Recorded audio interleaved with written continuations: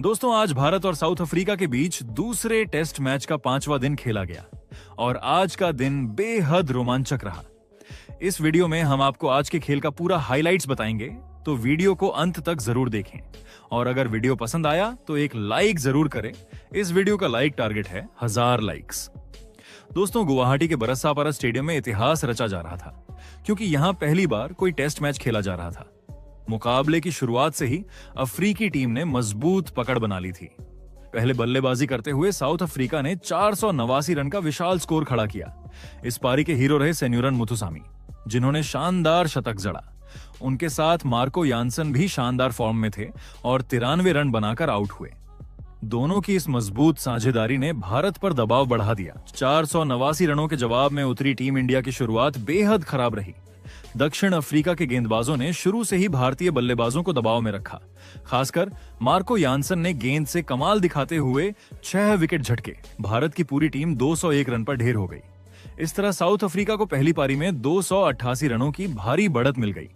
हालांकि इतने बड़े अंतर से बढ़त मिलने के बाद भी साउथ अफ्रीका ने भारत को फॉलो ऑन नहीं दिया। इसके बजाय उन्होंने फिर से बल्लेबाजी करने का फैसला किया। दूसरी पारी में दक्षिण अफ्रीका के बल्लेबाज ट्रिस्टन स्टब्स चमके। उन्होंने 94 रनों की दमदार पारी खेली और टीम को 5 विकेट पर 260 तक पहुंचाया। इसके बाद अफ्रीकी टीम ने अपनी पारी घोषित कर दी। इस तरह भारत के सामने 549 रनों का पहाड़ जैसा लक्ष्य खड़ा हो गया। अब मैच का अंतिम दिन बचा था और भारत को या तो चमत्कारिक बल्लेबाजी करके मैच बचाना था या कोशिश करनी थी कि मैच ड्रा तक पहुंच जाए। लेकिन दिन का खेल खत्म होने तक भारत के दोनों ओपनर यशस्वी जायसवाल और केएल राहुल सस्ते में आउट हो चुके थे। इससे टीम की उम्मीदों को बड़ा झटका लगा। क्रीज पर साई सुदर्शन और नाइट वॉचमैन के रूप में कुलदीप यादव मौजूद थे। अगले दिन की शुरुआत साउथ अफ्रीका के आक्रामक गेंदबाज मार्को यानसन के साथ हुई। पहली ही गेंद पर भारत को लेग बाय से 4 रन मिल गए, जिससे टीम को कुछ राहत मिली। दूसरी ओर स्पिनर हार्मर को भी गेंदबाजी पर लगाया गया था और उन्हें पिच से अच्छी मदद मिल रही थी। वो हर गेंद पर भारतीय बल्लेबाजों को परेशान कर रहे थे, लेकिन साई सुदर्शन और कुलदीप यादव धैर्य के साथ खेल रहे थे। हालांकि जल्द ही यानसन ने एक मौका बनाया। उन्होंने साई सुदर्शन को एक शॉर्ट ऑफ लेंथ गेंद डाली, जिस पर उन्होंने डिफेंस करने की कोशिश की। गेंद उनके बल्ले के किनारे से निकलकर सीधा कीपर के हाथों में चली गई। दक्षिण अफ्रीकी खिलाड़ी खुशी से झूम उठे, मगर तभी टीवी अंपायर की जांच में पता चला कि यानसन नो बॉल फेंक बैठे थे। यह भारत के लिए बड़ी खुशकिस्मती थी। सुदर्शन आउट होने के बावजूद बच गए। साउथ अफ्रीका के खिलाड़ी हैरान थे कि यानसन इतने बड़े मौके पर कैसे पैर क्रीज से बाहर ले गए। भारत की किस्मत यहीं खत्म नहीं हुई। इसके तुरंत बाद हार्मर की एक गेंद पर कुलदीप यादव ने स्लिप में आसान कैच दे दिया, लेकिन मार्क राम ने उसे टपका दिया। यह भारत के लिए एक और जीवन दान था। लग रहा था कि शायद आज किस्मत भारत के साथ है और टीम मैच बचाने की दिशा में कुछ कर दिखाएगी। लेकिन यह राहत ज्यादा देर तक नहीं चली। हार्मर ने अपनी जादुई स्पिन से कुलदीप यादव को क्लीन बोल्ड कर दिया। कुलदीप टर्न की उम्मीद में खेल रहे थे, लेकिन हार्मर की सीधी जाती गेंद ने बल्ले और पैड के बीच बड़े गैप को पार करते हुए सीधे स्टंप उड़ा दिए। भारत को लगा झटका और कुलदीप की 38 गेंदों पर 5 रनों की मेहनत बेकार चली गई। कुलदीप के आउट होते ही भारत की मुश्किलें और बढ़ गईं। अगले बल्लेबाज ध्रुव जुरेल क्रीज पर आए, लेकिन वह भी ज्यादा देर टिक नहीं सके। उसी ओवर में हार्मर ने उन्हें भी आउट कर दिया। जुरेल ने ऑफ स्टंप पर आती एक सीधी गेंद को डिफेंड करने की कोशिश की, लेकिन गेंद उनके बल्ले का किनारा लेती हुई स्लिप में खड़े मार्क राम के हाथों में चली गई। इस बार मार्क राम ने कोई गलती नहीं की। इस विकेट के साथ हार्मर ने इस ओवर में 2 विकेट और पारी में 3 विकेट झटके। उनका उत्साह देखने लायक था और भारतीय टीम का स्कोर 42 पर 4 विकेट हो चुका था। मैच की परिस्थिति पूरी तरह साउथ अफ्रीका के पक्ष में जा चुकी थी। भारत के लिए अब यह स्थिति बहुत कठिन हो गई थी। एक तरफ भारी लक्ष्य का बोझ, दूसरी तरफ नियमित अंतराल पर गिरते विकेट। भारत के पास इस मैच में जीत की तो कोई उम्मीद नहीं बची थी और अब ड्रॉ कराना ही एकमात्र रास्ता था। लेकिन दक्षिण अफ्रीका के गेंदबाज लगातार दबाव बना रहे थे। हर ओवर में कोई ना कोई मौका बन रहा था। जितनी मेहनत भारतीय बल्लेबाज कर रहे थे, उतनी ही मजबूती से अफ्रीकी गेंदबाज भी जवाब दे रहे थे। पिच पर स्पिनर हार्मर का दबदबा बढ़ता जा रहा था और उनके सामने भारतीय निचले क्रम के बल्लेबाज संघर्ष कर रहे थे। साई सुदर्शन की जिम्मेदारी और भी बढ़ गई थी, क्योंकि अब उन्हें न सिर्फ रन बनाने थे बल्कि दूसरे छोर को भी स्थिर रखना था। शुरू में किस्मत उनके साथ थी, लेकिन अब मैच पूरी तरह साउथ अफ्रीका की मुट्ठी में आ चुका था। टीम इंडिया के सामने अब केवल 2 ही संभावनाएं थीं, या तो साउथ अफ्रीका मैच जीत जाएगा या किसी तरह भारत मैच को ड्रा करा लेगा। लेकिन शुरुआती झटकों और अफ्रीकी गेंदबाजों की शानदार गेंदबाजी ने भारत को मुश्किल में डाल दिया था। कुलदीप यादव और ध्रुव जुरैल के जल्दी आउट होने के बाद भारत की स्थिति बहुत नाजुक हो गई थी। ऐसे में बल्लेबाजी करने आए भारतीय कप्तान ऋषभ पंत मैदान पर आते ही अपने जाने पहचाने अंदाज में खेलने लगे, तेज, पॉजिटिव और निडर। उन्हें पता था कि मैच बचाने के लिए असल में समय बिताना ज्यादा जरूरी है, लेकिन उनकी प्रकृति हमेशा आक्रामक क्रिकेट खेलने की रही है। दूसरी ओर साई सुदर्शन बिल्कुल उलट अंदाज में खेल रहे थे। वे एक एक गेंद को बड़ी सावधानी से खेल रहे थे, रक्षात्मक खेल में डूबे हुए। ऐसा लग रहा था जैसे वह सिर्फ एक ही लक्ष्य लेकर उतरे हों, गेंद रोकना और क्रीज पर टिके रहना, भले ही रन आए या ना आए। महाराज की गेंदबाजी का एक ओवर आया जिसमें ऋषभ पंत ने पहली बार अपना दम दिखाया। पंत ने बैकफुट पर जाकर कवर की दिशा में एक शानदार चौका लगाया। यह शॉट इतना धारदार था कि फील्डर्स के पास प्रतिक्रिया देने का समय ही नहीं था। इसी ओवर में पंत ने एक और बड़ा शॉट खेल दिया। इस बार वह आगे निकलकर महाराज के सिर के ऊपर से सीधा छक्का मार बैठे। मैदान में बैठे दर्शक भी हैरान थे कि जहां भारत को सिर्फ समय निकालना है, वहां पंत इतने बड़े बड़े शॉट क्यों खेल रहे हैं। टीम का हर प्रशंसक यह सोच रहा था कि कहीं यह जोखिम भारत को फिर मुश्किल में न डाल दे। ड्रिंक्स ब्रेक के बाद खेल दोबारा शुरू हुआ और यहीं भारत को एक और बड़ा झटका लगा। गेंदबाज थे हर्मर, जो पहले ही भारत के लिए खतरा बने हुए थे।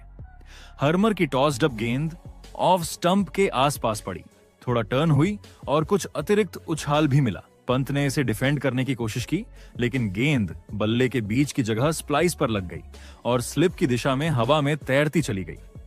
मार्कराम, जो पूरे मैच में बेहतरीन फील्डिंग कर रहे थे, तेजी से आगे आए और उन्होंने बिना गलती किए कैच पकड़ लिया। यह उनका इस मैच का 7वां कैच था। हर्मर खुशी से उछल पड़े। यह भारत के लिए एक बड़ा झटका था, क्योंकि केवल 16 गेंदों में 13 रन बनाकर पंत पवेलियन लौट चुके थे। इसके साथ ही भारत का स्कोर 58 रन पर 5 विकेट हो चुका था और आधी टीम पवेलियन लौट गई थी। अब क्रीज पर आने वाले बल्लेबाज थे रविंद्र जडेजा। भारत अभी भी बड़ी परेशानी में था। सामने गेंदबाजी कर रहे थे महाराज और हर्मर, दोनों घातक स्पिनर, दोनों शानदार फॉर्म में। ये दोनों स्पिनर भारतीय बल्लेबाजों को हर गेंद पर परेशान कर रहे थे। गेंद कभी तेज टर्न हो रही थी, कभी सीधी जा रही थी और कभी असमान उछाल ले रही थी। बल्लेबाजों के लिए उनके खिलाफ टिके रहना बेहद मुश्किल हो रहा था। लेकिन इस मुश्किल परिस्थिति में भी एक भारतीय बल्लेबाज उम्मीद की तरह खड़ा था, साई सुदर्शन। उन्होंने 100 से भी ज्यादा गेंदें खेल ली थीं। वह धैर्य के साथ, बिना किसी जोखिम के, हर गेंद को ध्यानपूर्वक खेल रहे थे। गेंदबाज चाहे जो कर लें, सुदर्शन एक दीवार की तरह जम चुके थे। दूसरी ओर जडेजा अपनी पहचान के अनुरूप खेल रहे थे। शुरुआत में वह थोड़ा सावधान थे, लेकिन धीरे धीरे वह स्पिनर को पढ़ने लगे थे। महाराज के एक ओवर में जडेजा ने आत्मविश्वास दिखाते हुए आगे निकलकर मिड विकेट के ऊपर से एक शानदार छक्का लगाया। यह शॉट बताते हुए लग रहा था कि वह सिर्फ बचने नहीं आए हैं, बल्कि मौके मिलने पर रन भी बनाएंगे। जडेजा स्पिनरों को स्वीप शॉट से भी परेशान कर रहे थे। हर्मर और महाराज की लाइन लेंथ को बिगाड़ने के लिए वह समय समय पर स्वीप और डिफेंस तीनों का संतुलन बना रहे थे। सुदर्शन अपना काम कर रहे थे। जडेजा धीरे धीरे स्कोर को आगे बढ़ाते जा रहे थे। दोनों के बीच साझेदारी जमने लगी थी। जितना समय निकलता जा रहा था, भारत की उम्मीदें उतनी ही बढ़ती जा रही थीं। दोनों मिलकर दोपहर के टी ब्रेक तक बिना विकेट खोए टिके रहे। जब टी ब्रेक हुआ, भारत का स्कोर 90 रन पर 5 विकेट था। साई सुदर्शन 138 गेंदें खेल चुके थे और केवल 14 रन बनाकर नाबाद थे। जडेजा भी 23 रन बनाकर क्रीज पर खड़े थे। अब परिस्थिति यह थी कि भारत को मैच बचाने के लिए दिन के बचे हुए 2 सत्र खेलने थे। दूसरी ओर साउथ अफ्रीका को सिर्फ 5 विकेट चाहिए थे और उनकी गेंदबाजी शानदार लय में थी। टी ब्रेक के बाद जब दूसरा सत्र शुरू हुआ, भारत के लिए हालात पहले से ही मुश्किल थे। क्रीज पर जमे रविंद्र जडेजा और संघर्ष करते हुए खेले साई सुदर्शन भारत की आखिरी आशा बने हुए थे। लेकिन जैसे ही खेल शुरू हुआ, गेंदबाजी के लिए आए सेनुरन मुथुसामी और उनके पहले ही ओवर ने भारत के सपनों को झटका देना शुरू कर दिया। पहली ही गेंद फुल टॉस थी, एक आसान सी ढीली गेंद। जडेजा ने बिल्कुल भी समय बर्बाद नहीं किया और वाइड मिड ऑफ के रास्ते शानदार चौका जड़ दिया। लगा कि जडेजा का अनुभव भारत को मुश्किल हालात से बाहर निकाल सकता है, लेकिन यह राहत केवल कुछ गेंदों तक ही रही। उसी ओवर की 5वीं गेंद पर मुथुसामी ने बड़ा वार कर दिया। उन्होंने ऑफ स्टंप के बाहर फुल लेंथ गेंद फेंकी, जो बिल्कुल सीधी निकल गई। साई सुदर्शन ने डिफेंस करने की कोशिश की, लेकिन गेंद ने उनके बल्ले का मोटा किनारा लिया और स्लिप की ओर उड़ गई। वहां खड़े थे मार्करम, जो इस पूरे मैच में बेहतरीन फील्डिंग कर रहे थे। उन्होंने बिना गलती किए अपना 8वां कैच पकड़ा। इस तरह साई सुदर्शन की 139 गेंदों की लंबी, जुझारू और धैर्य भरी पारी 14 रन पर समाप्त हो गई। भारत के लिए यह एक बहुत बड़ा झटका था, क्योंकि सुदर्शन ही वह बल्लेबाज थे जो लंबी पारी खेलकर मैच बचाने की उम्मीद जगा रहे थे।